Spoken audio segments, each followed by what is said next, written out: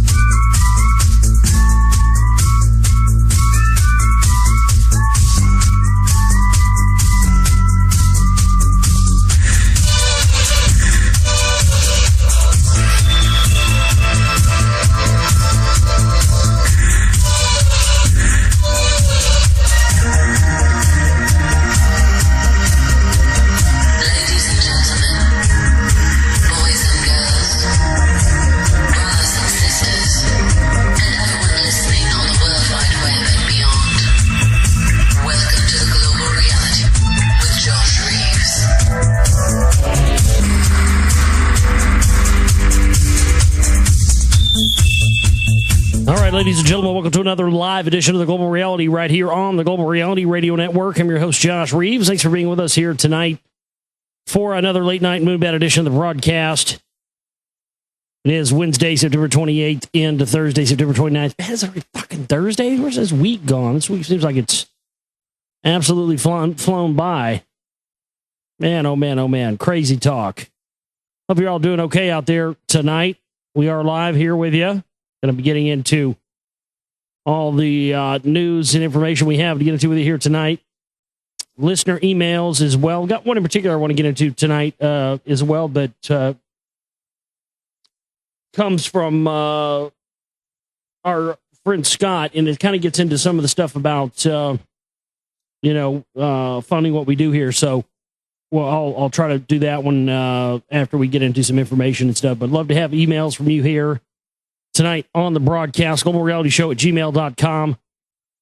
That's Global Reality Show at gmail.com. That's where you can send in emails. You have questions, you have topics, you have things you want to hear me talk about tonight here on the show. That is where you send them in, and I'll do my best to get into those topics of discussion, answer your questions here tonight on the broadcast. My website where this broadcast originates from is, of course, theglobalreality.com. That's www.theglobalreality.com. And that's where you can go to find the archives of all of our documentary films, chat room, music CDs by the Demigods, all kinds of stuff up there. TheGlobalReality.com. That's our website. And thanks for joining us tonight. Thanks for being with us. We have up there at our website. Also, we have just different clips. There's documentaries and then there's video clips. It's kind of two different things, you know. We want to go check some of those out because some are different clips taken from other things. George, one of our listeners, George, who sent in emails just about every night. I love George getting emails from George. He says, "Hey Josh, I forgot to ask you something. Where are your old Oracle archives? Are they online? Doesn't have to be Oracle either." Well, you just have to look around. I know that you used to be able to go into the Oracle archives and up on the URL browser whenever you're under a specific show. backtrack that and put in the global reality. I think something like that. Maybe try that, or just put global reality, and it was fine. I don't know. I don't know if those are still over there. You might email somebody or ask somebody over there at Oracle. I know that for a while they still had them on their server, even though they weren't up online. So you may want to get a hold of Doug Owen at Oracle Broadcasting and ask him, or Lee Rogers at Oracle Broadcasting. Ask one of those guys. They may know. I have a lot of them. I certainly don't have all of them, but I have. I have quite a few of them. I have some other old ones. I have a bunch scattered throughout. They're not all on the internet, but archive.org has a bunch. There are still some old WTPRN archives of mine floating around out there. I don't know that there's any RBN shows floating around out there. There might be, but I encourage people, if you have old shows and you find shows that you have on your hard drives that aren't uploaded somewhere, please upload them somewhere. Let's get it all out there. I put out a lot of information in 4 years of broadcasting here, and it's a damn shame that not all of it's up there. Almost all this, a lot of my stuff's gotten lost. A lot of the shows from TrueNet Radio days got lost. Chambers' hard drive died or something. I can't remember what happened, but so there you go. There's that. Let's see what we have here tonight as far as emails go so far.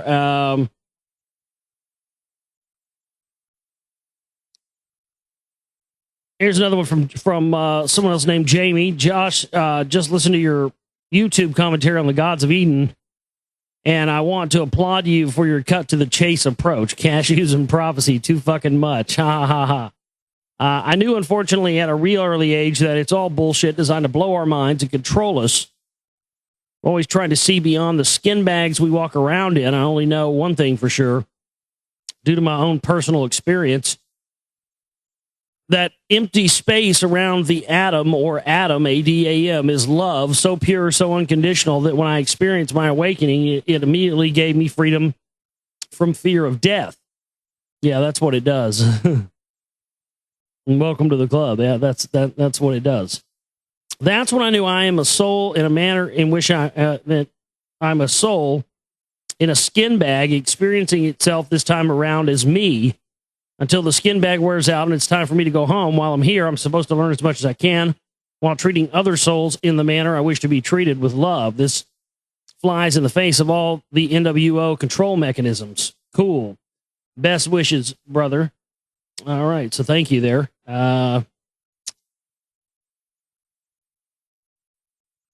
Here's one from Lori. Lori says, I'm listening to your show from last night, and you were talking about the movie Knowing in 2012.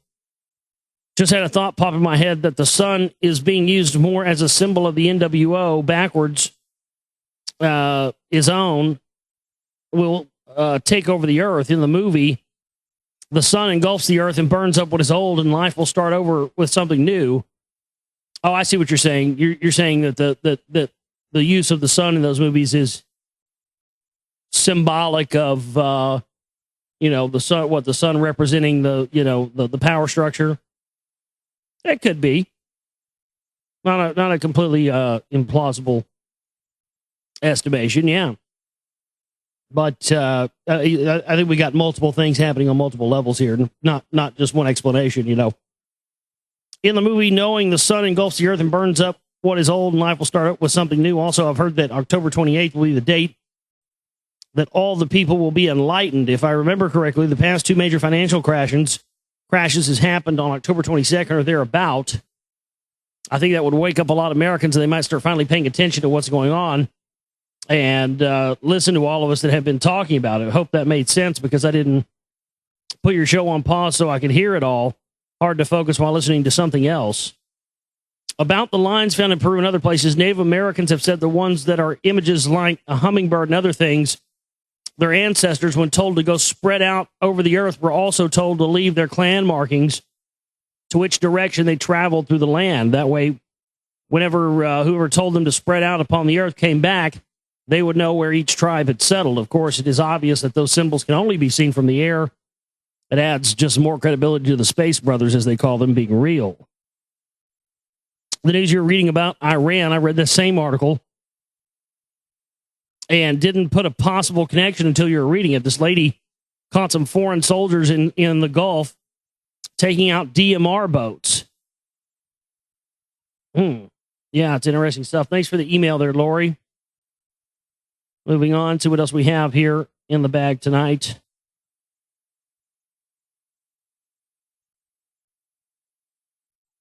Here's one from Eric. You might know Eric. He's as Electro Freenick in the chat room.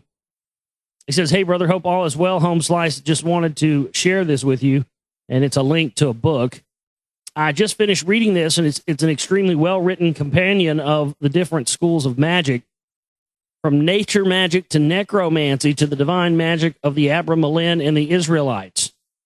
Yeah, the Abramelin is one of the highest magical books of occult magic that there is. In fact, it's been outlawed in a lot of countries because people who conjured shit they couldn't control and fuck shit up hardcore with it. No, I'm not kidding. That's where the term abracadabra comes from. The Abramelin.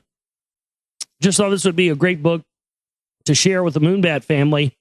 In fact, I think you'll agree it's a perfect book for sharing during a couple of your broadcasts. If for no other reason, I think this could help shed light to your listeners regarding how extremely common magic is used in all aspects of modern humanity. That's, it's every single day. It's used as often as money. That's no joke. Especially the chapters regarding thought forms and how they can be applied in the least expected scenarios.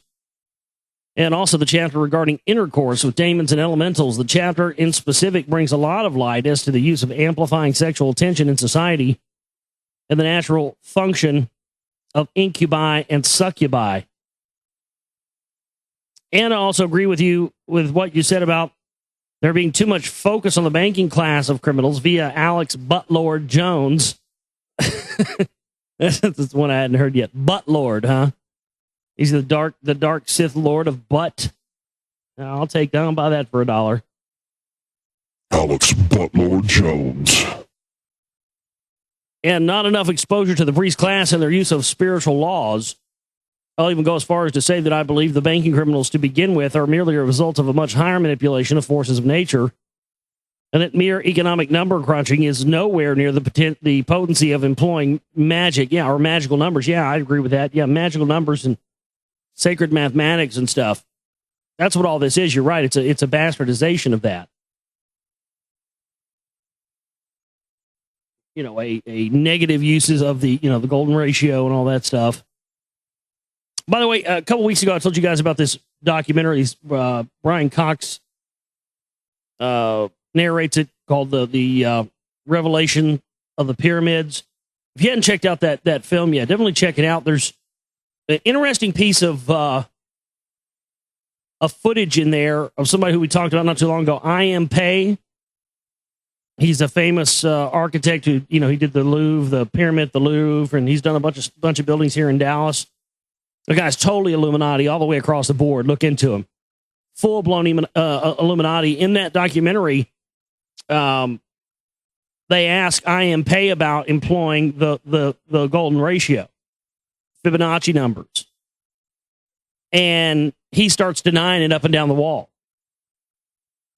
And then after he denies it, he says, "Oh, well, yeah, I when I used to build stuff, I used to like to employ that number, blah, blah, blah." Then he admits, not only does he admit he knows what it is, he admits that he's used it.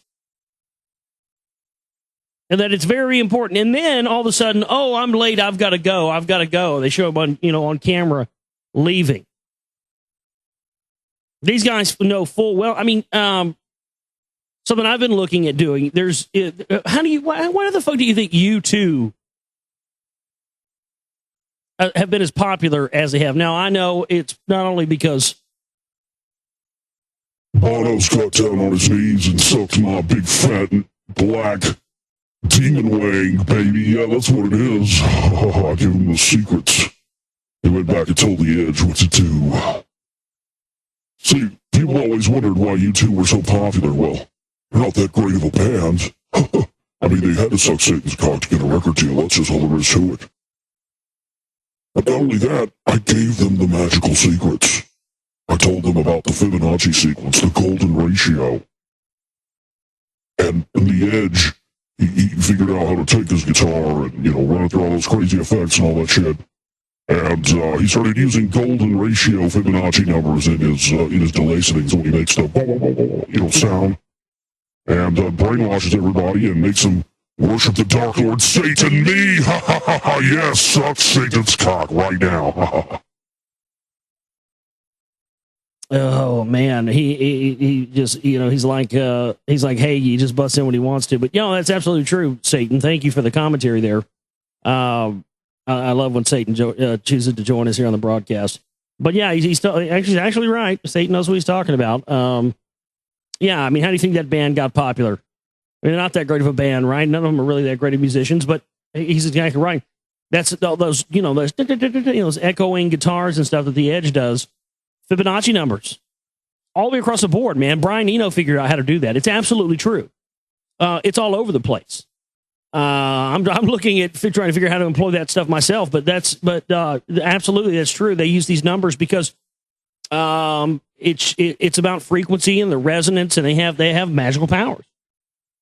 And I mean, there's all kinds of stories about the music industry and these mastering decks they have that are behind vaulted doors. That every album that goes out on a major label goes into this room, this mastering deck, and this room it's in the middle of a pentagram, and they encode all these frequencies and actually like attach spiritual entities to the master tape so that those energies are embedded in every subsequent master that they make after that, and every copy of it that they make after that. I mean,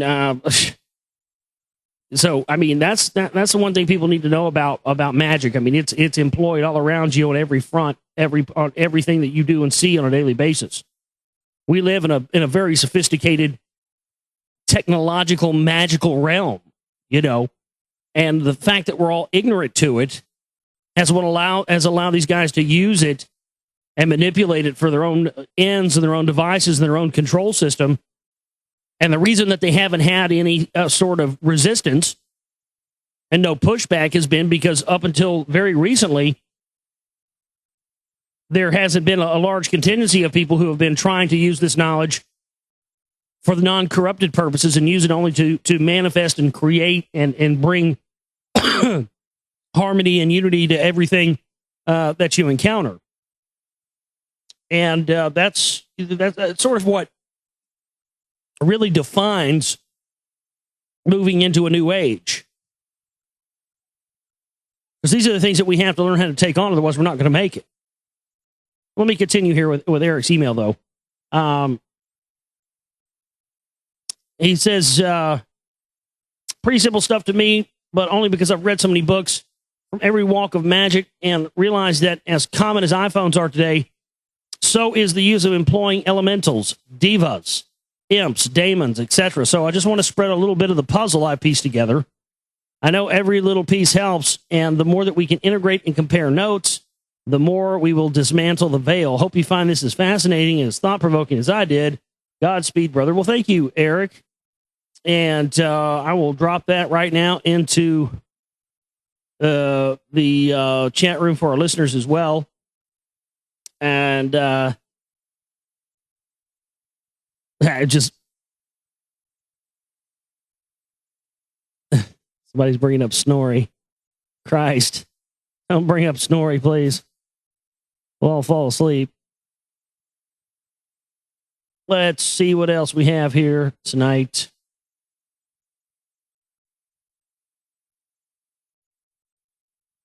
This is, hey, Josh, as always, I love your show. I was just digging a bit, and I found this in my search. It's a rather long piece, 5 pages from ABC News out of Washington, dated May 2nd. They wrote it around the conference happening. Yeah, the Council for National Policy meeting's going on today and tomorrow. And, of course, never heard from anybody. Never got contacted from anybody who lives around the area. Never got contacted from anybody who could go out there and maybe cover this. I got to tell you, man, that's a highly disappointing thing to me. Because, every time there's Bilderberg Group meeting in June, July, whatever it is, everybody, everything just stops in its tracks so everybody can fawn over and freak out over the Bilderberg Group meeting. And we had a very, very rare opportunity here to know exactly when and where there was a CMP meeting being held, and nobody could get out there to cover that. But that's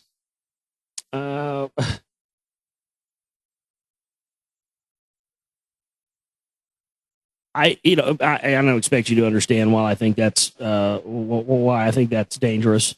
You probably don't. I don't expect you to.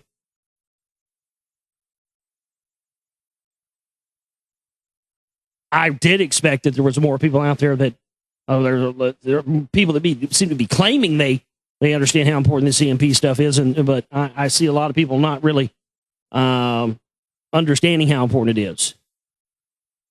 I hope to change that with a new film, but it's tough because these guys are way more secretive than the Bilderberg Group, and they have the same type of players. They've got big industrialists in there. They've got bloodline people in there, Rockefellers. I mean, they don't have Rockefellers. They have Rothschilds. They got DuPonts. You got people like Phyllis Schlafly in there, who's a blue blood Merovingian on both sides of her family, Bruce Ann Stewart bloodline. Meet 3 times a year in total secrecy. Don't publish their membership lists. And, everybody just lets them have a free pass because, Stan Monteith was in that group and he's a good guy, right? Yeah. He wouldn't lie to us. But there's this big, long monstrosity of an article on the CMP. It's 5 pages. I'm not going to read it all. I'll drop it in the chat room for you there.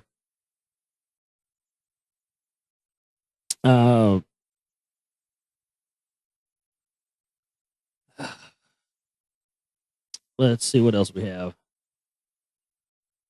He says there's nothing earth-shattering within the text. I just found it interesting that they go on for 5 pages offering nothing.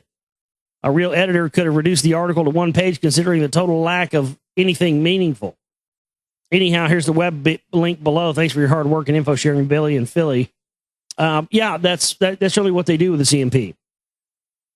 I've noticed since Volume 1 of my film, Secret Volume 1 came out in 2009, that there's been more, alleged coverage and alleged articles coming out, but every time you read them, they're nothing of substance. They're not getting any more information than you can find in a standard Google search, Secret White Ring Group meets 3 times a year, blah, blah, don't publish, here's the Coors family's involved in it, the standard stuff. By the way, it's a good book if you never read it, The Coors Connection. Good book on the JBS CMP type stuff there.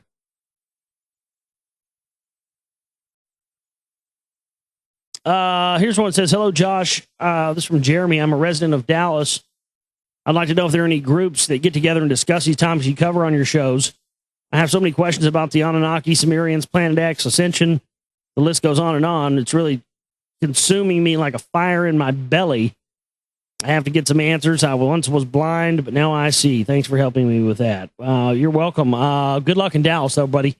This town sucks. It's a black hole for information, dude. You can't even get fucking the enchilada leader on the radio here. It's all Limbaugh all the time down here. I was involved in some local groups before, but I'll be honest with you, dude. Dallas is there's just such a limited amount of people that even really know what's going on. And I just had a bad experience with some of these people in the 9/11 Truth community. I mean, they were, more concerned with if I was going to pay them 20% of my DVDs that I sold than they were, whether or not there was anybody at the event, that kind of thing. And, my thing to you is, Jeremy, if you can't find a group like this, start one. Start your own. It's not that hard.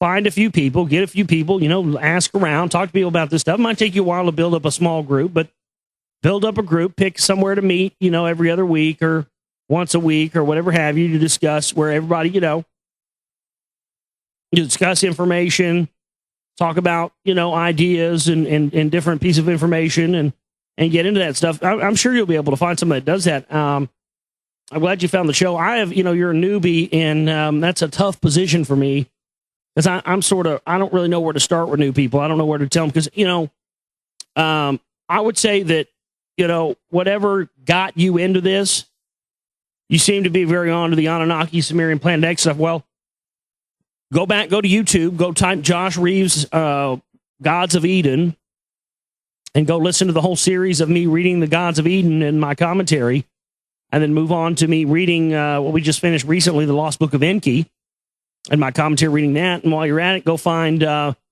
my 30-plus hour magnum opus of me reading and giving commentary over The Finding of the Third Eye by Vera Stanley Alder.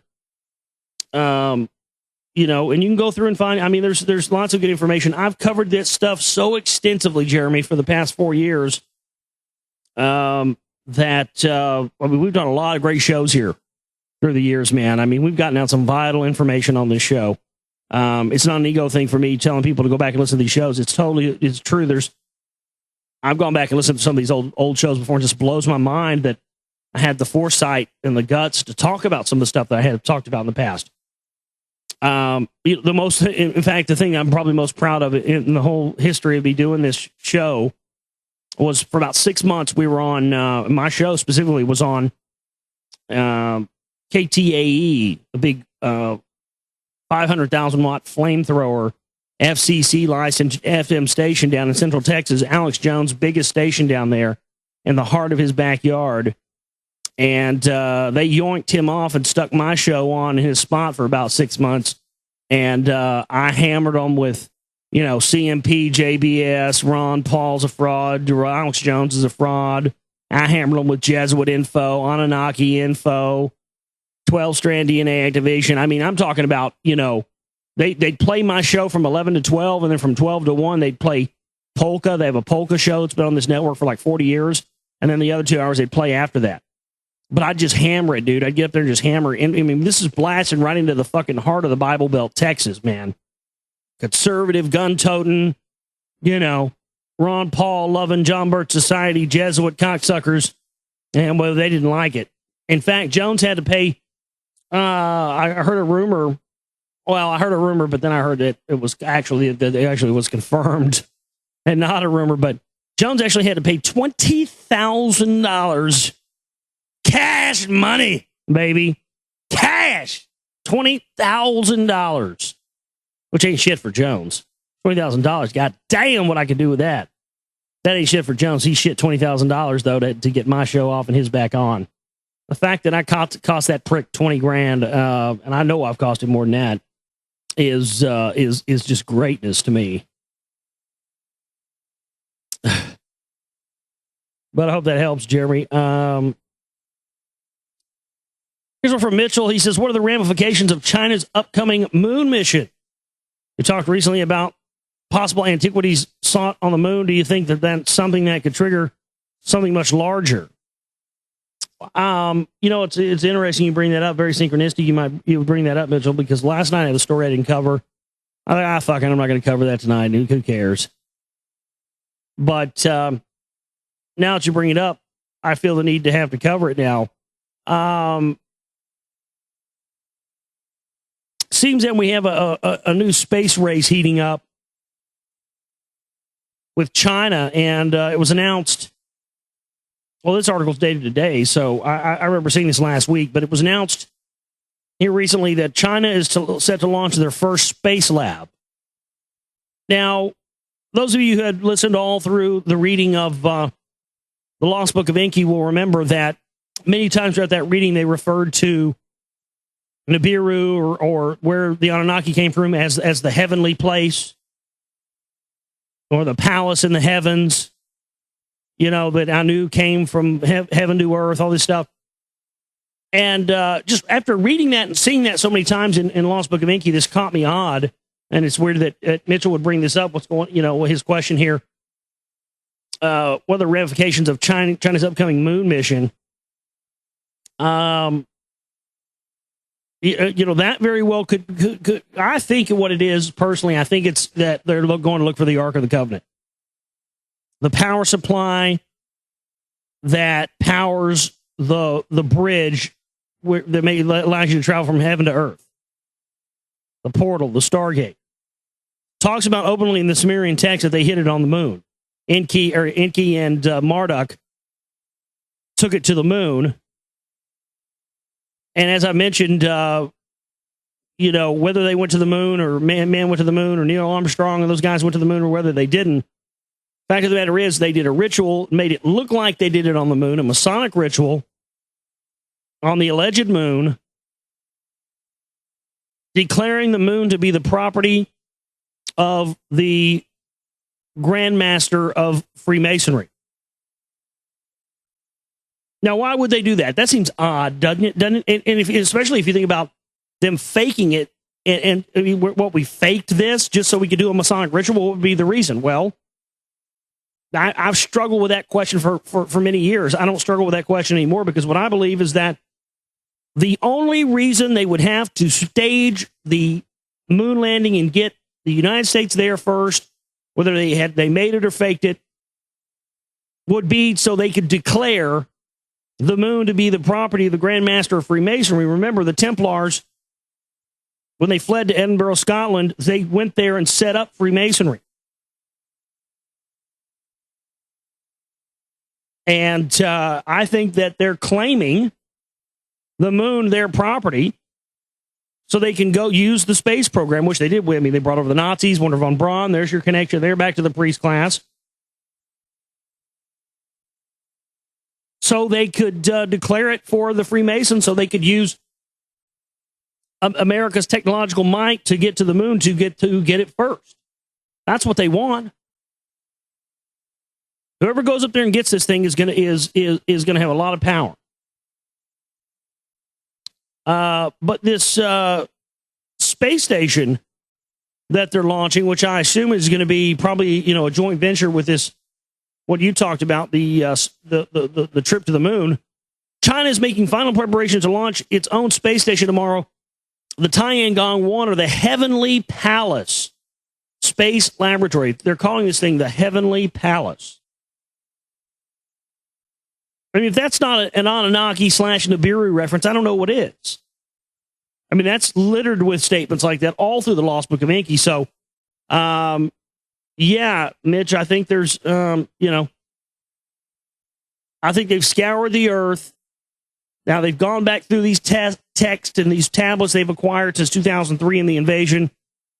And, they're going forward. They have to. It seems like they have to get this done on a time scale. I don't know why, but let's see what else we have. We'll come back and get into this email from Scott here in a bit. Let's get into some more news right now.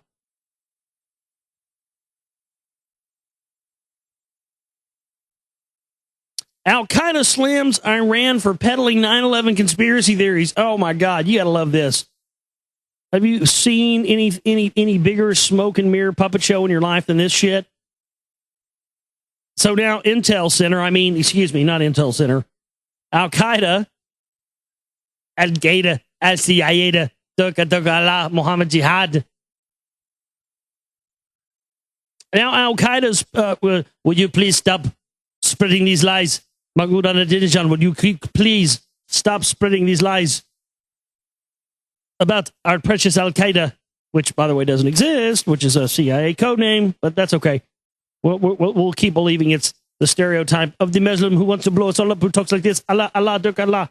I mean, that's the stereotype. I'm not making fun of Arabs. I love Arab people. I love everybody. But what I'm saying is they're making us believe that some Dirka Allah Al-Qaeda guy is pissed off because Mahmoud Ahmadinejad is stealing his thunder, trying to blame the 9/11 thing on, the the United States or whoever else. Please do not try to steal our thunder. We will put jihad on you for stealing our thunder. It's not often foreign leaders are chastised by al-Qaeda for going too far in their critique of the United States, but Iran's President Mahmoud Ahmadinejad has somehow managed the trick. Ahmadinejad is already facing bruising attacks at home from conservative Iranian clerics and politicians on several fronts. And now al-Qaeda representatives are assailing him for peddling conspiracy theories that deny the terrorist group's culpability for the September 11th attacks. According to the new issue of Inspire magazine, the English-language propaganda outlet put out by the group's Yemeni affiliate al-Qaeda in the Arabian Peninsula, Ahmadinejad insulted the terrorist group by renewing past conspiratorial claims about the attacks on the World Trade Center and the Pentagon during his speech before the United Nations last week.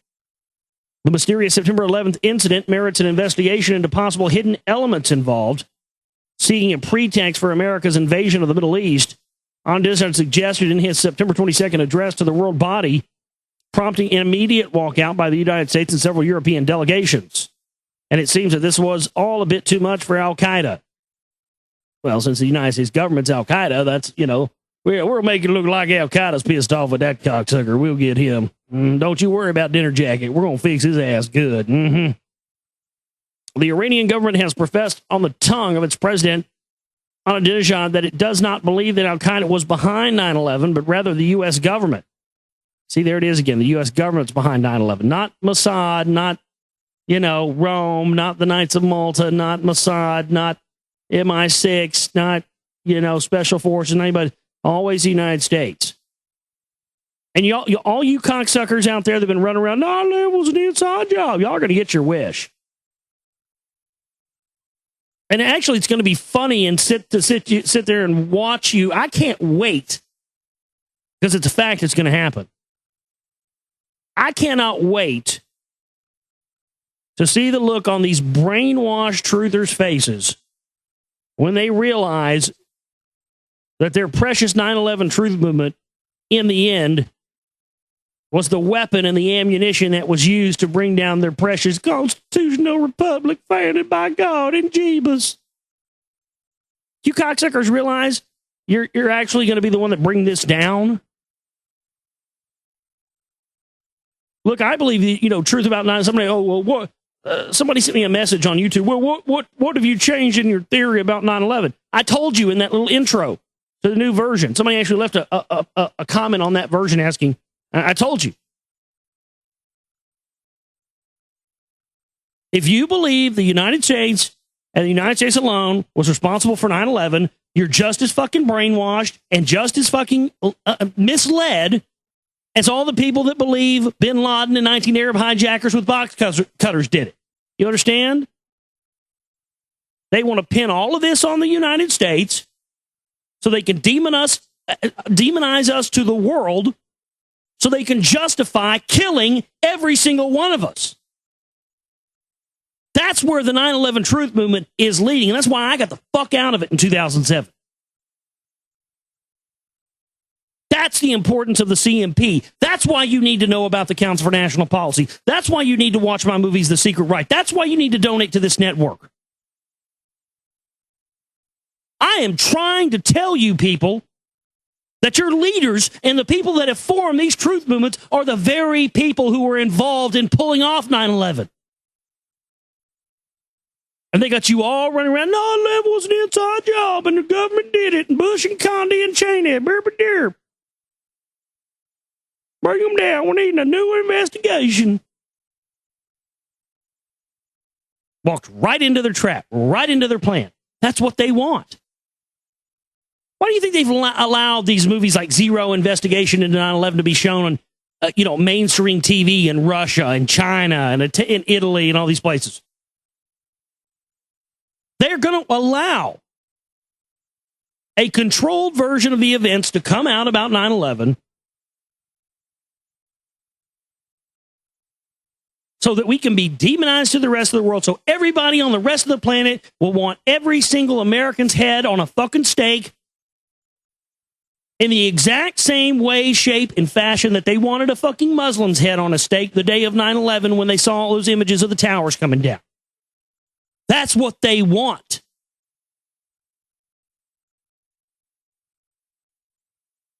I think the 9/11 truth movement needs to collapse itself. I think the whole thing needs to come crashing down, and everybody should just say, look, we believe this, you believe that, and let's move on. But you're going to get your wish. And I'm going to be sitting around somewhere saying, I told you so. That's exactly what they've been planning.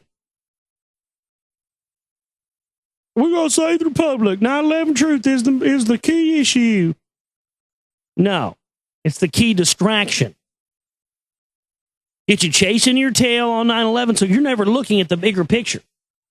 You know, I've met people periodically back when I used to be in the 9/11 truth group with through the years at different events, and I'll start talking info with them. They don't even know what the fuck I'm talking about. They're still being the same mindset they were 2 or 3 years ago on 9/11 group. They haven't progressed at all. I'll be like, still listening to Alex Jones, are you? Yeah. Oh, yep. Every day. Yeah, I can tell. Yeah. Yeah, it's very obvious. You ever grown or changed one iota and you don't know any of the information I'm trying to talk to you about? We don't have a lot of time to play catch up here. You got one of two choices. Either you become your own person, become your own thinker, start understanding the deeper levels of this, flipping the coin over, and understanding that things like the 9/11 truth movement, which seem to be good and, you know, the right thing to do on many levels, also, just like everything, has two sides.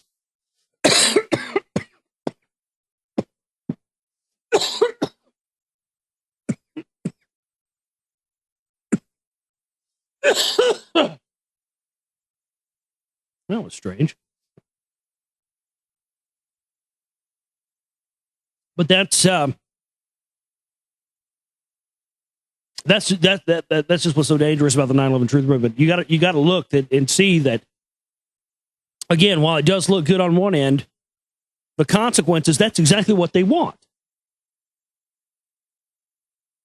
Blame it all on Bush, blame it all on Cheney, who aren't going to be around very much longer. Call for an end to the United States. Everybody will unanimously agree of they're the war hawks, they're the warmongers, and then what happens? They will justify depopulating a great deal. What are they going to do with the people in the United States? What are they going to do with all of us? There are not enough jobs, and there are not going to be enough jobs. What are they going to have people do for all the people that are on this in this country? Do Americans honestly think that shit's just going to go back to normal eventually? I think a lot of them really do. I think most people do. Most people I talk to do. They think that, you know, oh, well, this, you know. Or either that, they just don't mind. You know, a lot of it is, too, is that shit's been bad for so long. There are becoming fewer and fewer people that are alive anymore that remember when things were actually pretty good. That's scary, too. Let's see what else we have here tonight. A Massachusetts man was arrested Wednesday and accused of planning to destroy the Pentagon and the U.S. Capitol by attacking the buildings with large remote-controlled aircraft armed with lethal amounts of explosives. That sounds familiar. Rezwan Federis was arrested Wednesday in Framingham after undercover federal agents delivered materials he'd allegedly requested for his plan, including grenades, 6 machine guns, and what he believed was 24 pounds of C4 explosive. According to a federal affidavit, Federer said that he wanted to deal a psychological blow to Americans, the enemies of Allah, by hitting the Pentagon, which he called the head and heart of the snake. In a conversation with a federal informant, Firdaus allegedly explained how in ancient times, God uses natural disasters to punish evil civilizations, and he would use them today. Wow, that's straight out of the fucking... It sounds like the Anunnaki, doesn't it? That's what they did, right? For us, we've got to do that, he said, according to the affidavit. Allah has given us the privilege. He punishes them by our hand. We are the ones. This guy sounds like he's totally under mind control. Firdaus, a U.S. citizen and Northeastern University graduate, was scheduled to make his initial appearance in federal court in Worcester on Wednesday afternoon. This sounds like another classic provocateur. You know, it'll come out later. This guy was half retarded. I'm not trying to be funny, really. It happens all the time. They always provocateur these people that are like literally mentally retarded And then he comes out later, they provocateur him. We'll give you $10,000 if you just say, I want to blow up a building right now. You don't really have to do it. You don't really have to want to do it. We just want you to say it. Oh, okay, I want to blow up a building right now. Bam, we got you. You're going down, punk. Terrorist. Call CNN. Tell them we got a terrorist down here. Get Jack Bauer on the horn. Christ. This is insane. Have you guys seen this 3D printing press technology now? I don't even know how. It's like, this is amazing. They can actually print like an actual three-dimensional working object off of a printing press now. And they've done a car. They've actually printed off a car off of a printing press. And it actually drives and works, and it's an actual car. Can you believe that? Look at that thing. It's just insane. It's not a piece of cardboard or a picture. I don't understand how that works. But you just print it off layer by layer into an actual working object. That's pretty incredible. That really would open up the doors for just about anything, wouldn't it? If you could just print off anything you could imagine into an actual working device.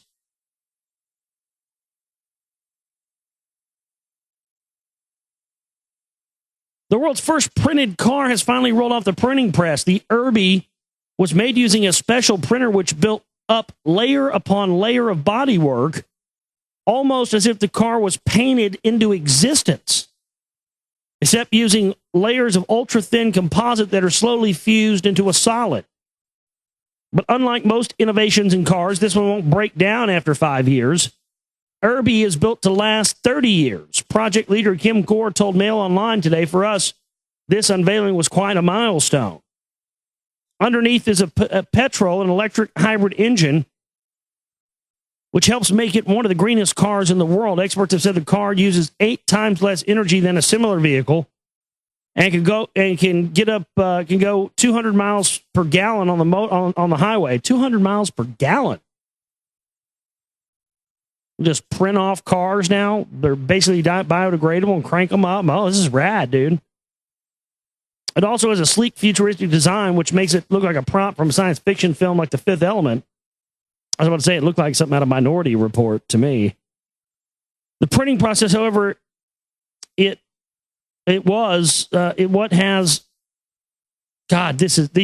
articles are written by illiterates. It boggles my mind how many articles we've read through the course of 4 years broadcasting here where there's just typos and just wrong language. Who the fuck is writing these things? It was completely different to the normal way car manufacturers build a car, which is to bolt chunks of bodywork on where they need to go.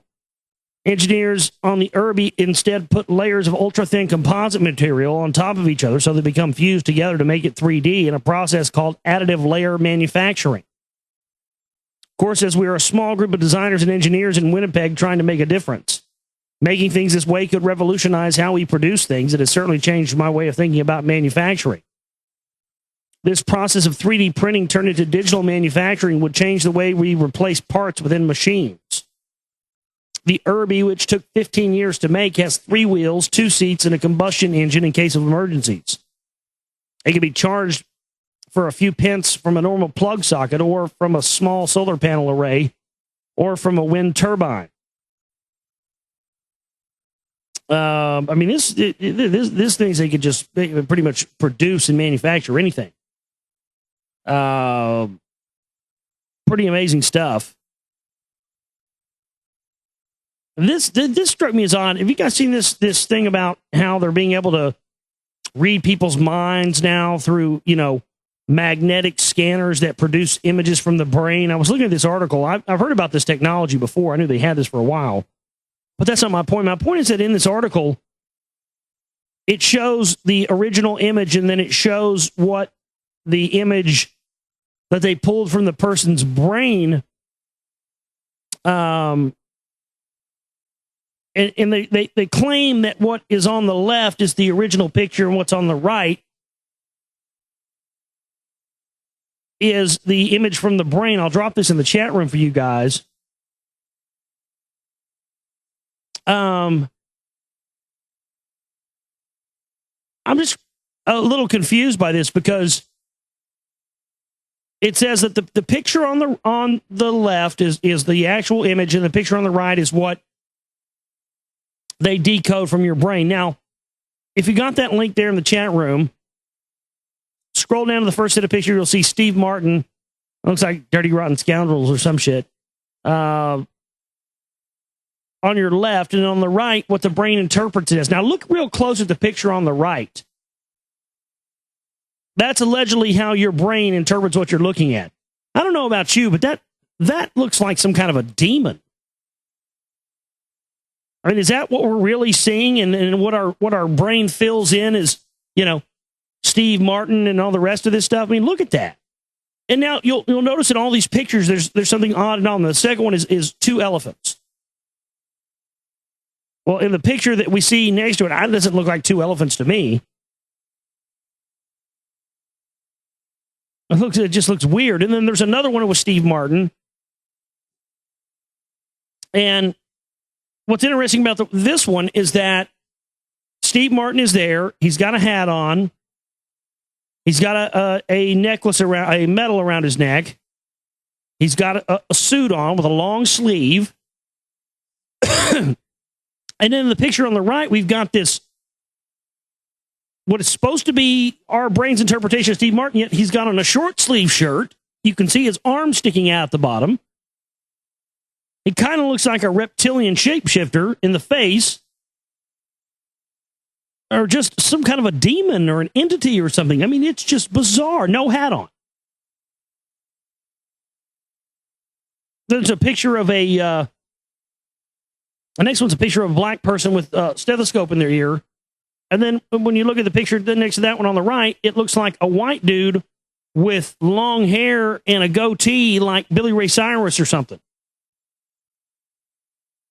And then the next one is a plane, and then what appears to be like a green field, and then there's a picture of a woman in the right-hand corner. And look at the one on the bottom. There's a plane on the left, and in the top right corner, there's a woman standing there. There's all this stuff. I mean, I don't know what this is unbelievable.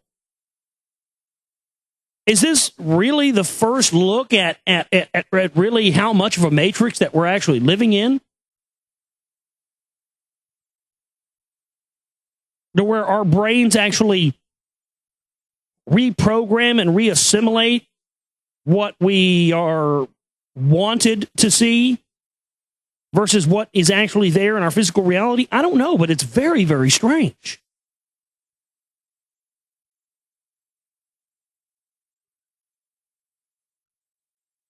Very, very strange.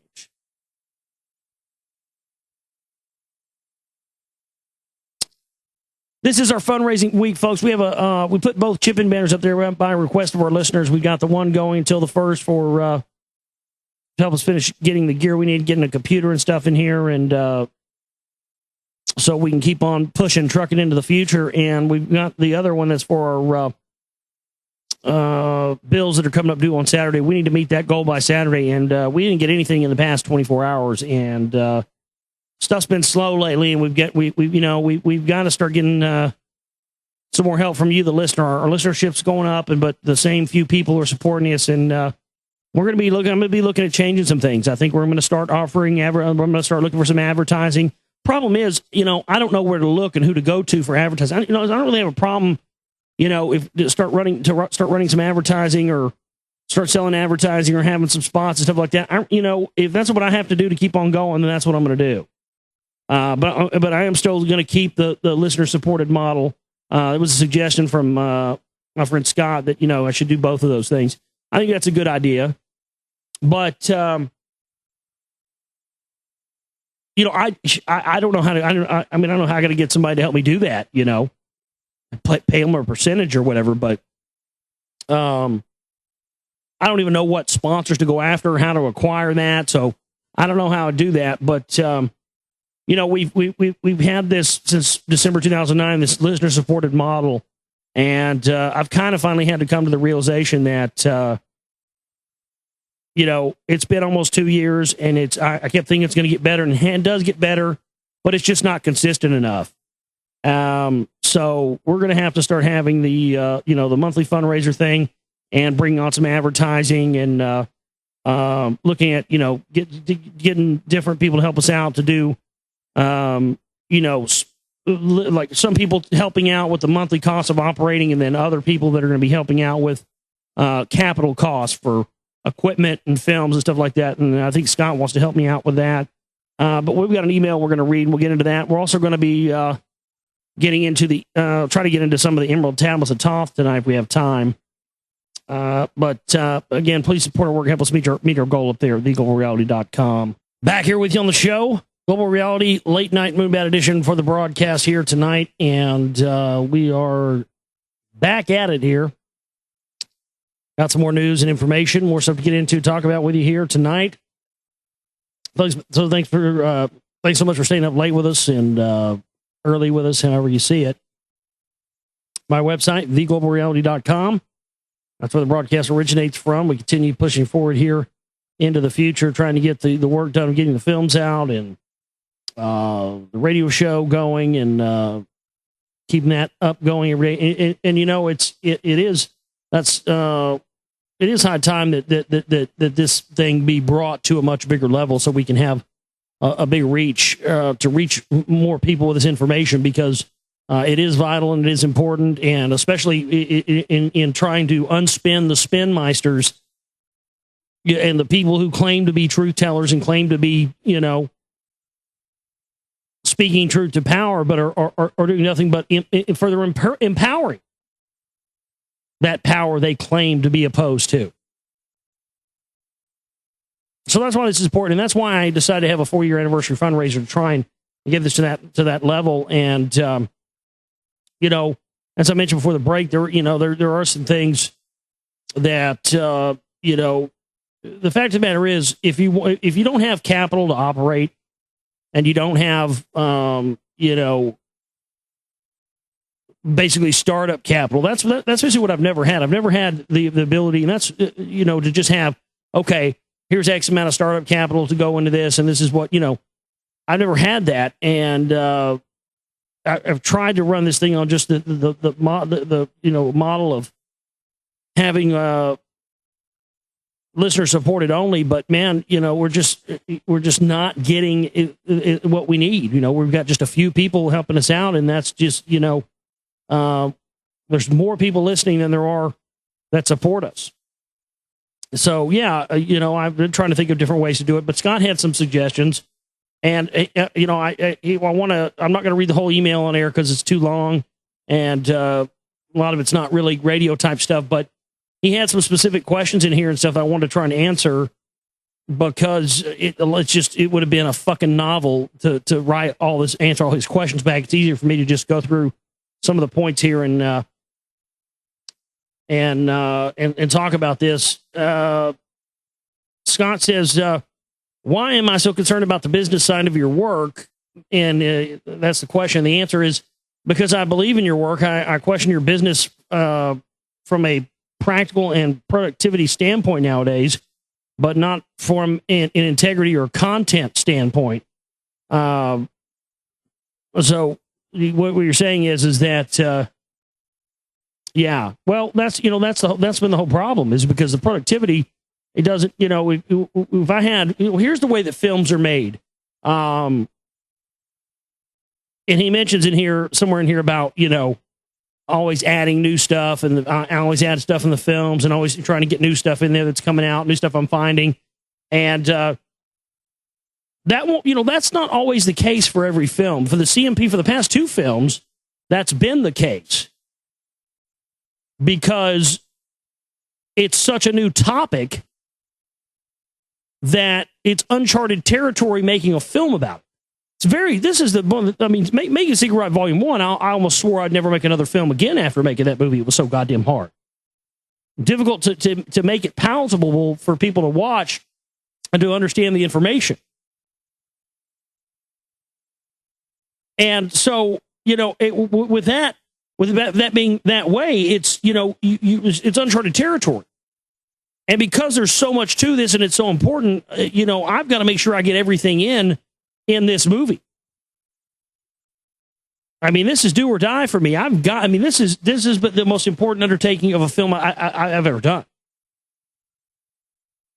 This is going to be a megaton blast against the phony patriot truth movement people out there. I mean, it's going to bring the whole thing crumbling down. But that's been the problem. Films, well, the way actual films are done, filmmaker has a budget. That budget entails expenses, equipment, people that are, the crew work, people that are working on it, people that are editing it, people that are working the cameras. It entails a whole lot of things. When I make a film, I'm it. I'm the editor, and I'm the sound guy, and I'm the voiceover talent, and I'm the cameraman, and I'm the person on the screen, and I'm the researcher, and I'm the director, and I'm the producer, and I'm, the whole thing with that is that when it's a one-man operation on not even a shoestring, whatever I can scrape in string budget, it takes significantly longer to get a film done because we're only getting in small amounts at a time. We'll get a amount here for 1 month or whatever, and then we'll be able to do this much work. And then, whereas, if you had one big lump sum and that's your budget, then you can do professional stuff like, okay, this is your goal for how much money you need. This is your goal for how long it's going to take you to make the film. You have this amount of time to have until you get to something they call picture lock.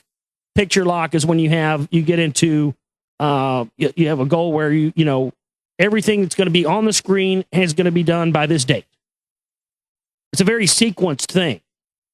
And that's something that I don't have the luxury of being able to do. So it's taken me a lot longer to get it. It took me a lot longer to get out Volume 1 of Secret Right than I ever wanted it to. I wanted to have that film done a long time before it was out, but same situation there, small amounts of money. So, I mean, that's really the whole thing is that, if we can get the monthly costs taken care of every month to run everything and then, get our equipment thing figured out, then it's going to be able to enhance and speed up the process of making these movies. That's my thing. I'm working on old equipment over here, old computer, and it just takes forever. When I made my first film, 9/11 New World Rising, in 2007, I was working on a machine I'd had for a couple of years at that point. It took me a week. My computer was bogged down for a week. I couldn't touch it for a week. It took a week to encode that entire movie, 9/11 New World Rising, into high def or into a high enough def quality for film, for DVD, after it was done. When See Right Volume 1 came out in 2009, I made with the current computer I have now, which was new in February of 2008. It's now almost October 2011. And it minimized that down to about a day. But, now as the software is increased and everything like that, it definitely takes a lot longer. Because you have to render. All this shit's just tedious, man. No matter how hard of a work ethic you have and how much you're willing to sit your ass in a chair for hours and days and weeks and months and years at a time to do this, like I am, it gets tedious and it gets monotonous, and sometimes you just have to step away from it. Waiting for video to encode, before you can even edit that video. Changing formats of video, making sure stuff's synced up, going back and doing voiceovers, trying to figure out how you're going to make a piece of info. That's the biggest problem. Is if you have info, but you don't have anything to make that info appear on the screen, you have to create something out of thin air. It's very difficult. That's a big part of what I do when I'm working on these films. There's not a picture or a piece of artwork or whatever for every piece of information there is. So how do you fill up that space on the video and still get your information across. It's very difficult. Scott says there are plenty of people to work on information and a few people to work on technical matters, but nobody's really stepping it up on the resource side. I guess that's my calling in all of this. I don't like getting all up in your business, but I don't know how else to try and improve the situation. I don't want you to take offense to anything I say here or take anything personally. I'm also concerned that it might seem like I'm trying to control or manipulate the situation. I want you to know I'm just trying to help. Yeah, I don't. That's kind of my problem, actually, Scott. I actually have. I could just smell somebody with a hidden agenda and bad intentions from a mile away, to a fault, to a point where, it causes me to alienate people sometimes, because I just have a sixth sense, man. I can tell when somebody has bad intentions, even though they may not be acting on those bad intentions or even be aware of the bad intentions that they have. It's like I'm aware of it and they're not. I've always had that gift. I've always had that ability. It's been a hindrance, but that's what I go by, and it's never let me down. And believe me, if I thought you were trying to be in my business or anything else, Scott, I wouldn't even give you the time of day. I know you're just trying to help, so don't even worry about that. Thank you for trying to help. I mean, that's the whole thing here. Many hands make light work, It says that I think your credibility is on the line in terms of your productivity, not in terms of your content. On one hand, you say you need to compete with resources like Jones has. On the other, you don't have the resources because of the type of business model you have and the type of information you put out.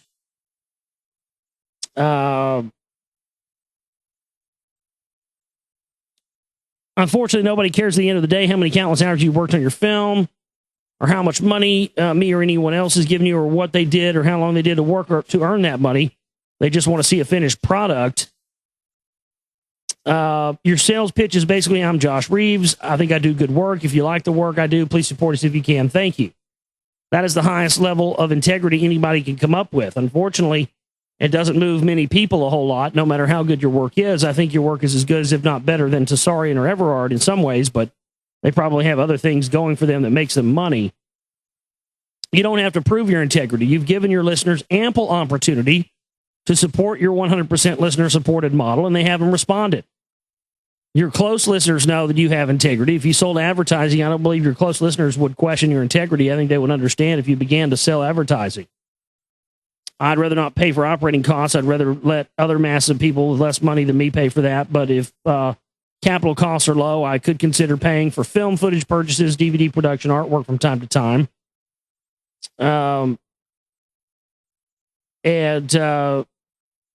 People might bitch about advertisements, but those same people that bitch about the advertisements probably don't support your work through donations. No, you're right. You're right. I know that for a fact. I mean, I won't say their names, but I know people for a fact they're listeners of this show that I used to see them all, the same ones, bitch and piss and moan about commercials on Oracle. But yeah, the people that bitch and piss and moan about the commercials, yeah, they never donate one iota. So it's very hard to take those people seriously. Maybe you should ask your listeners if they would mind ads, then give them the opportunity to come back to a 100% listener-supported network if their support is there in the future. But I like your idea of doing both. I think that's pretty good.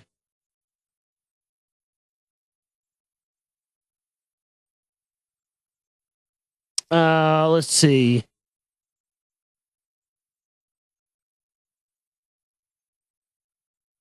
I'm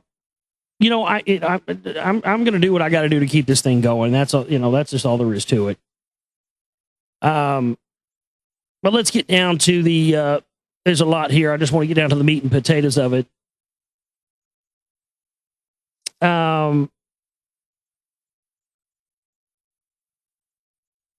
He's talking, yeah. And that was the whole point of why I had this fundraiser this month in the first place. Anyway, was, if I have a pro computer for making films on, a good Mac or something like that, with a lot of RAM and stuff, where you're cutting down the time. I'd totally be cranking out films left and right. But, you know, like I said, if I don't get a computer, I don't know how I'm going to be able to make any more films after this one. But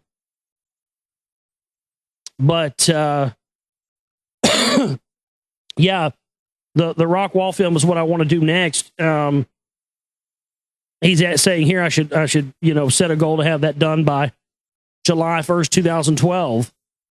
The rock wall film. I could have a rock wall film done by then, but I wouldn't be able to have. I mean, you know, there's not going to be any digging involved or anything like that. I mean, that, you know, I don't want to. I want to be straight up front about that. I'll totally make a film about the information, and I have the ability to interview the people who did the dig and get, you know, access to the dig footage. I can get all. I've got a lot of the information already, man. We've got a folder full of stuff and a map of the thing, and we've got a lot of info on it.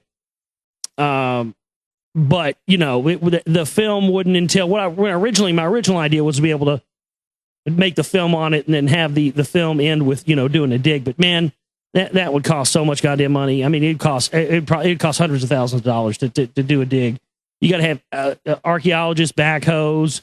I mean, you got to have, you know, you have a lot of stuff, permits, land to do it on.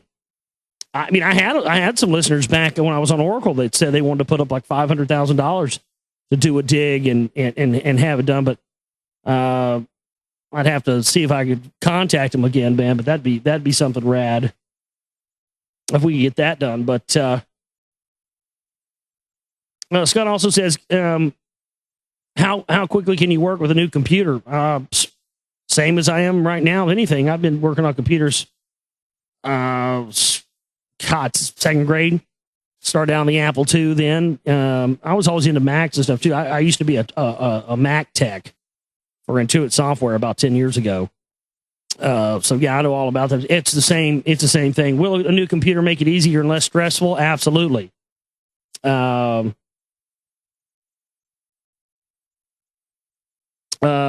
computer needs to be more productive and lighten up your labor. Yeah, that's what I'm looking at. Is software the key to making great movies with speed, ease, and efficiency? Is it already loaded? Software's not a problem. I got that out the wazoo. That's not even an issue. All I need is the computer. Can you get films good enough with the new equipment to compete on the marketplace? Maybe not technically as good as, say, an Endgame by Alex Jones, but somewhat close. Absolutely. That's all he does. He does all his stuff on Sony cameras and Macs. I've been doing my stuff on, you know, Panasonic cameras and Dells. But it's not just him. Any, you know, all your big your films, you know, they have to. Again, it's bullshit. I hate these rules too as much as anybody. But you know, the fact of the matter is, you know, it's just like a band that has a Paul Reed Smith guitar always sounds better than a band that has a Squier. I don't give a fuck how badass you can play. I don't give a damn if you're the new Randy Rhoads. You know, you're always going to sound better on a guitar that's got some quality and some craftsmanship to it than you are with something that was made, you know, out of pot metal and fucking firewood in China. You know, that's just the way it is. People want things to be slick, and the things that, you know, it's very difficult for me. But that's, again, you know, that's really what I'm trying to remedy here. How important is it to buy film footage? Well, very important if you're making a film like The Secret Ride or Secret Ride Volume 2. We had to buy footage from these archives. I saw you said something, why can't you just download them or get them offline? A lot of these clips, I don't know if you're aware of this, Scott, or any of you may be aware of this. A lot of the clips in Secret Ride Volume 1, those news clips in there, those are not readily available on the internet. You can't just go download those. A lot of those clips in that movie and a lot of clips that are going to be in Secret Ride Volume 2 have never been seen outside of their original news broadcasts. And those had to be bought from news archives, and they're not always important for every type of film. And in fact, that's the cool thing about the rock wall film, is there's not going to be any of that needed. The rock wall film's not even going to really, the only budget the rock wall film is going to take is stuff for expenses. You know, gas for transportation and stuff like that to go out to Rockwall and talk to people and do interviews and shoot footage, stuff like that. But there's not going to be any, any need for any crazy budget requirements for that movie because it's all going to be shot with a camera. It's going to be the first movie I've ever done that's not, still pictures and images and news clips and stuff like that. It's going to be all, 100% original footage. So that'll be, at least as far as that goes, it'll be a much easier film to make as far as, it'll just be expenses to travel and go and interview people and stuff like that. So, can you do your own music to keep costs down? That's what I do already. All of the music and all of my documentary films that you've heard so far, that's me doing all of it. The intro theme to Secret Right Volume 1 with the big drums, with the guitar, that's me playing guitar on top of me playing the drums. So when I say I do it all, baby, I mean I do it all. I mean I write the music, score the music, all that electronic music that's in there. Secret Volume 1, that's me. I composed all of that stuff. So yeah, I mean that's my model, and that's I agree with your idea of going to this instead of this harder model of making films and doing it on a much quicker thing. I agree with that 100%. That's my goal here, to get the equipment that I need to do that. As far as artwork goes, I have a guy that does the artwork. I'm not an artist to do that stuff with a computer. It's not my forte. I mean, it could be though. Might get into it. You never know. But as far as Secret Volume 1 and 2, I had one guy do it. A guy I know here locally, and going to have him do Volume 2 as well. Can I still use my old equipment, or can I sell it? No, my old equipment is, well, most of it's just being used in other spots, other places in here in the studio, because we do recording and stuff in here sometimes. So, did I ever get that mini Moog? I never did get a mini Moog. No, I did not get a. Well, it was actually it wasn't a mini Moog. It was actually a one of the new Moogs they make. No, actually, I didn't, but I got a Realistic Concert Mate Moog. The Radio Shack made them in the 70s, and I picked one of those up about 7 or 8 months ago. Pretty cheap, like $200, and it's got a pretty cool little Moogie sound to it. It's pretty close to a Moog. I'm going to probably be using it for some of the music on Secret Volume 2 and stuff like that. But no, I never did actually get an actual one. Maybe so the equipment could multitask between movie making, the radio show, and the demigods. Yeah, that's pretty much how it is now. I mean, I've used the mic that I use for radio. I've used it, we use it to record with sometimes. It's a great, because that's what's interesting about this mic. This microphone, the SM7B, it was made for broadcast and voice.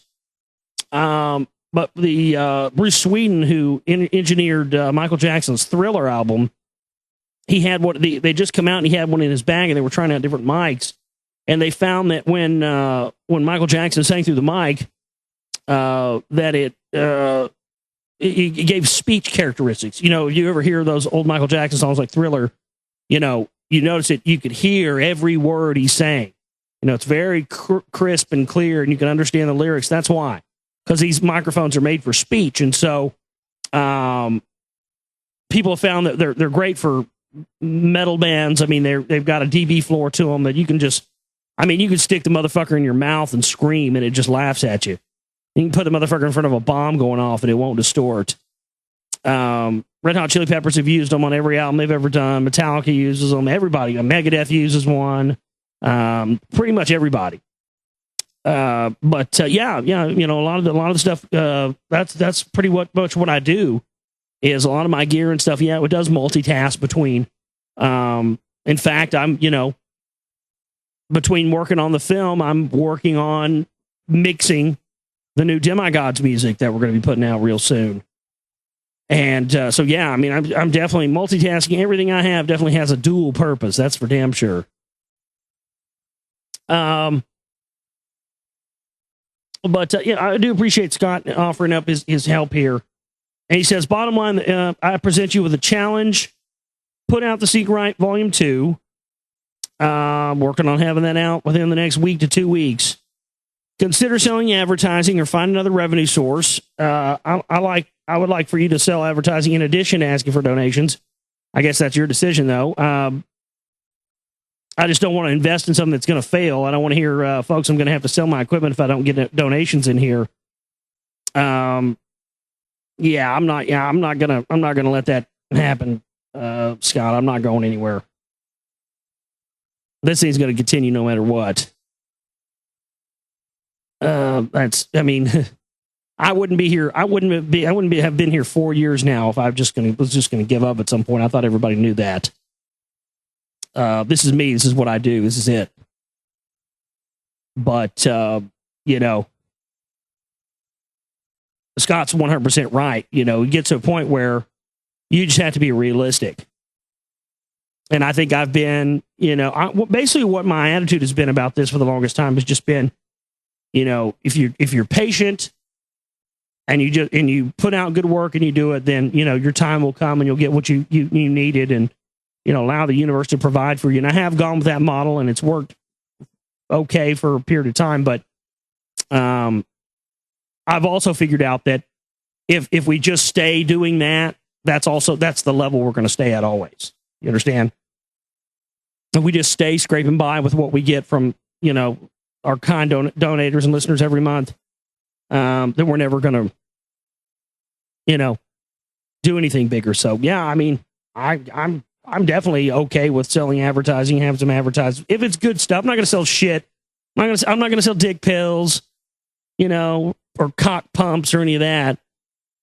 But if anybody else wants to help out with that too, if you can find sponsors or whatever, I'll pay you to find sponsors. Give you a percentage of whatever you bring in. Absolutely.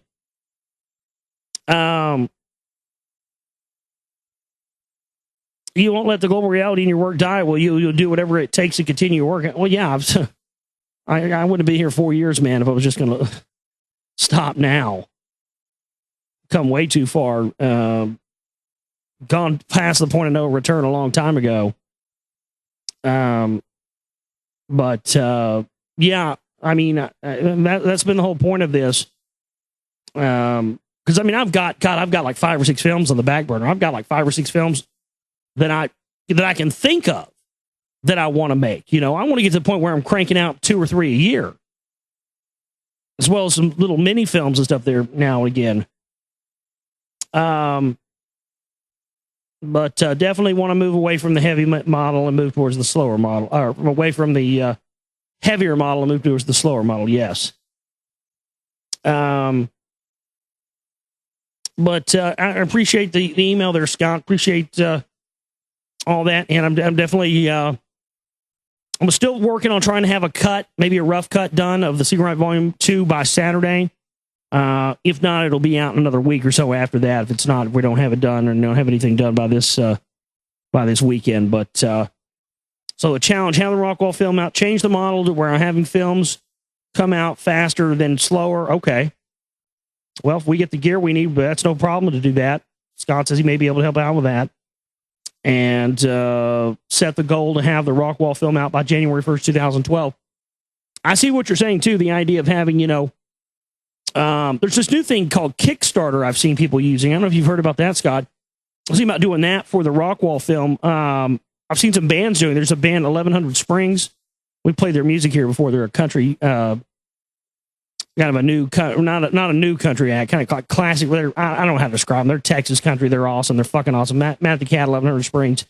Trying to get Matt on the show a few years ago, but he basically said that it was out of his league to come on my show. He was like, I can't keep up with the stuff you talk about. But they're funding their creation of their new album off this thing called Kickstarter, and you put it up there, and people can go and make donations to fund your project or whatever. Delphi did it for her artwork. She's got an art gallery thing coming up in October, and everybody that donated gets a print or gets some other stuff like that. And she raised $400 to get her gallery thing going. So I was thinking about making one of those. Seems to be a lot of people paying attention to those and being into that. And so I think I'm about doing one of those for the Rock Wall film as well. But yeah, setting a goal for July 1st, 2012 for the Rock Wall film. I can do that. Let's do it. Like I said, I mean, we get the gear in here, Scott. If you can help us get the gear in here that we need to do it, then let's do it, my friend. I'm down. And so I appreciate that, and appreciate Scott and all his help there. The fact that we have somebody wanting to help out. Like you said, we got plenty of people researching and stuff, but there's nobody funding people like me that are doing the work and putting the information out there. And that needs to be remedied, so maybe we can do that. All right. The Emerald Tablets of Thoth. Let's start out with the preface here. Oh, now the browser's going to choose to not work on me. Or I'm going to get ready to read something. Oh, I wanted to cover this. Did you guys see this home of Naomi Campbell? Naomi Campbell has a house that was a gift to her from some Russian billionaire boyfriend of hers.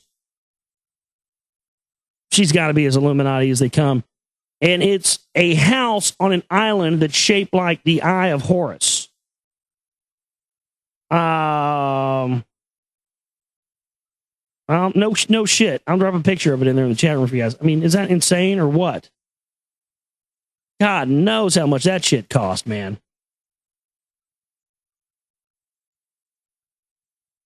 As a lavish birthday gift goes, it's hard to top this one. Naomi Campbell received an island vacation home for her 41st birthday from her Russian billionaire boyfriend, Vladislav Dornin. It's got a fucking dome in it. I mean, that thing is absolutely nothing says mystery school priest class bozo like an Eye of Horus house, does it? I mean, my God. They're just not hiding it anymore, are they, ladies and gentlemen? Let me get a drink here. All right, preface. The preface of the Emerald Tablets of Thoth. The history of the tablets translated in the following pages is strange and beyond belief of modern scientists. Their antiquity is stupendous, dating back some 36,000 years BC. The writer is Thoth, an Atlantean priest king who founded a colony in ancient Egypt after the sinking of the mother country. He was the builder of the Great Pyramid of Giza, erroneously attributed to Cheops. In it, he incorporated his knowledge of the ancient wisdom and also secreted records and instruments of ancient Atlantis. For some 16,000 years, he ruled the ancient race of Egypt from approximately 52,000 BC to 36,000 BC. At that time, the ancient barbarous race, among which he and his followers had settled, had been raised to a high degree of civilization. Thoth was an immortal, that is, he had conquered death, passing only when he willed, and even then not through death. His vast wisdom made him ruler over the various Atlantean colonies, including the ones in South and Central America. And now that I found out that Thoth is, also Quetzalcoatl, and finding out the stuff about Quetzalcoatl and what I believe Quetzalcoatl built Aslan, which is the rock wall, which Aslan also means Atlantis. God, it just makes sense why a Council for National Policy member would have a 3.5-ton granite stone with hieroglyphs on it in his house that came from the ancient rock wall in Rockwall, Texas. Huh. Yeah. Man, oh man. Now you see why I'm onto all this stuff now, don't you? My goodness, folks. Never thought those two things would intersect. Boy, I was wrong about that. When it came time for him to leave Egypt, he erected the Great Pyramid over the entrance to the great halls of Amenti. He placed in it his records and appointed guards for his secrets among the highest of his people. In later times, the descendants of these guards became the pyramid priests, by which Thoth was deified as the god of wisdom. The recorder by those in the age of darkness which followed in his passing. In legend, the halls of Amente became the underworld, the halls of the gods where the soul passed after the death for judgment. During later ages, the ego of Thoth passed into the bodies of men in the manner described in the tablets. As such, he incarnated 3 times in his last being, known as Hermes, the thrice-born, Hermes Trismegistus, yeah. In this incarnation, he left the writings known to modern occultists as the Emerald Tablets, a later and far lesser exposition of the ancient mysteries. The tablets translated in this work are 10 which were left in the Great Pyramid in the custody of the pyramid priests. The 10 are divided into 13 parts for the sake of convenience. The last 2 are so great and far-reaching in their import that at present it is forbidden to release them to the world at large. Really? Now, I didn't know that. So the last 2 tablets, let me get this straight. The last 2 Emerald Tablets of Thoth are so great and far-reaching in their import that at present it is forbidden to release them to the world at large?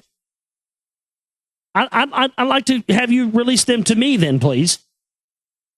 Let me decide if I can handle it or not. Let me decide if,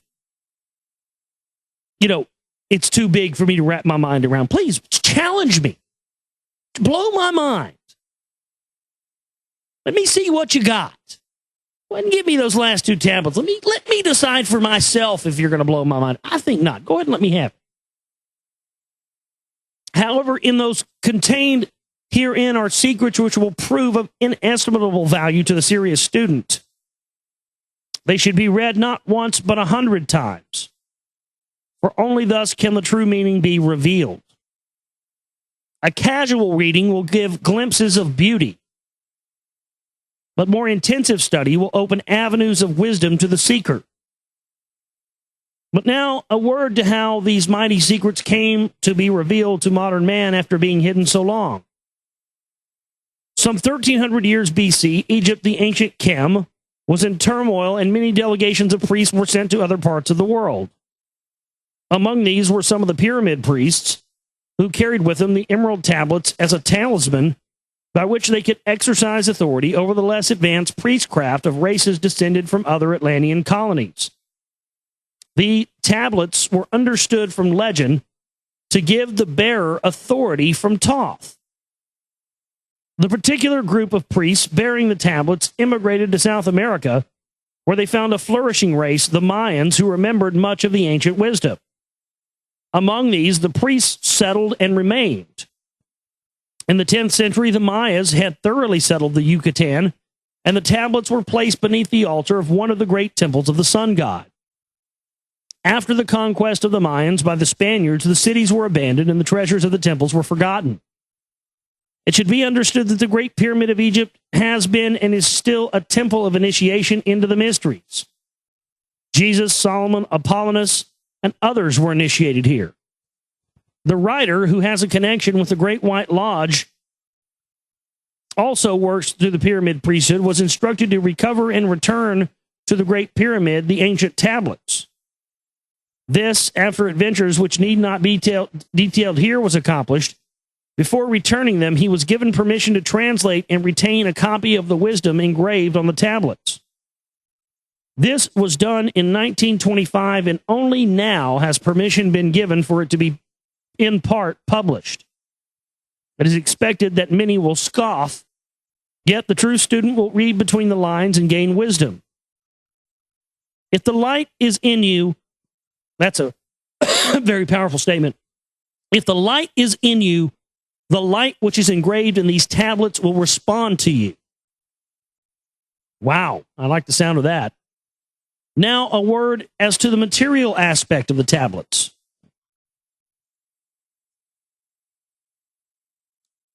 They consist of 12 tablets of emerald green, formed from a substance created through alchemical transmutation. They are imperishable, resistant to all elements and substances, and in effect, the atomic and cellular structure is fixed, no change ever taking place. In this respect, they violate the material law of ionization. Upon them are engraved characters in the ancient Atlantean language, characters which respond to attuned thought waves, releasing the associated mental vibration in the mind of the reader. The tablets are fastened together with hoops of golden-colored alloy suspended from a rod of the same material. The wisdom contained therein is the foundation of the ancient mysteries. And for the one who reads with open eyes and open mind, his wisdom shall be increased 100-fold. Read, believe or not, but read. And the vibration found therein will awaken a response in your soul. In the following pages, I will reveal some of the mysteries which has as yet only been touched upon lightly either by myself or by other teachers or the students of truth. Man's search for understanding of the laws which regulate his life has been unending, yet always just beyond the veil which shields the higher planes from the material man's vision. The truth has exited, ready to be assimilated by those who enlarge their vision by turning inward or outward, not outward, in their search. In the silence of material senses lies the key to the unveiling of wisdom. He who talks does not know. He who knows does not talk. The highest knowledge is unutterable, for it exists as an entity in lanes which transcend all material words or symbols. All symbols are but keys to doors leading to truths, and many times the door is not opened because the key seems so great that the things which are beyond it are not visible. If we can understand that all keys, all material symbols, are manifestations and are but extensions of a great law and truth, we will begin to develop the vision which will enable us to penetrate beyond the veil. All things in all universes move according to law, and the law which regulates the movement of the planets is no more immutable than the law which regulates the material expressions of man. One of the greatest of all cosmic laws is that which is responsible for the formation of man as a material being. The great aim of the mystery schools of all ages has been to reveal the workings of the law which connect man and the material and the spiritual. The connecting link between the material man and the spiritual man is the intellectual man, for the mind partakes of both the material and immaterial qualities. The aspirant for higher knowledge must develop the intellectual side of his nature and so strengthen his will that it is able to concentrate all powers of his being on and in the plane he desires. The great search for light, life, and love only begins on the material plane, carried to its ultimate, its final goal, its complete oneness with the universal consciousness. The foundation in the material is the first step. Then comes the higher goal of spiritual attainment. In the following pages, I will give an interpretation of the Emerald Tablets and their secret, hidden, esoteric meanings. Concealed in the words of Thoth are many meanings that do not appear on the surface. Light of knowledge brought to bear upon the tablets will open many new fields of thought. Read and be wise, but only if the light of your own consciousness awakens the deep-seated understanding, which is an inherent quality of the soul. Heavy stuff there. Yowza. So that's a preface of the Emerald Tablets of Thoth. We'll get into tablet number 1 tomorrow on the show. And looking forward to getting into this. Ties in with what we read with William Bramley, Gods of Eden, Lost Book of Enki, now Thoth, and especially, moving towards the Rockwall information. This is key. I plan on reading as many of these types of things on the air for you as I can possibly get my hands on. And it should be interesting. I want to thank everybody for tuning in and being here with us for the show tonight. TheGlobalReality.com is our website. Please donate and support us, folks. We've got the Chipping Banner. We've got to meet the goal by Saturday to pay the bills. And we got a separate one there up now for the bills. Donate and support if you can, folks. My name is Josh Reeves. I love each and every one of you, and we will see you tomorrow for the broadcast. You guys have a great night. Take care.